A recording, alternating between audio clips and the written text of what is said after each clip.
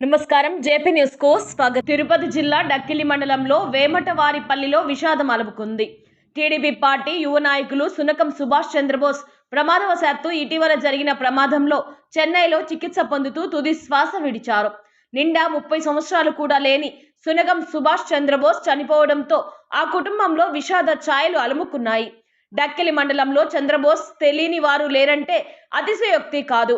సామాన్య ప్రజల నుండి ప్రజా ప్రతినిధుల వరకు ఆయనకు మంచి సంబంధాలు ఉన్నాయి. అంతేకాదు టీడీపీ పార్టీ కోసం ప్రాణాల సైతం లెక్క చేయని వ్యక్తి ఈ రోజు తమ మధ్య లేడు అనే వార్త జీర్ణించుకోలేకపోతున్నారు మండల ప్రజలు, పార్టీ నాయకులు. సునకం సుభాష్ చంద్రబోస్ వర్గస్థులైన వారు తెలుసుకున్న వెంకటగిరి శాసన సభ్యులు కురుగొండ్ల రామకృష్ణ అన్ని కార్యక్రమాలను ప్రక్కన పెట్టి సుభాష్ పార్థివ దేహానికి నివాళులర్పించి ఆ కుటుంబాన్ని ఓదార్చారు. టీడీపీ పార్టీకి యువ నాయకులు సుభాష్ చేసిన కృషికి టీడీపీ పార్టీ జెండా కప్పి నివాళులర్పించారు.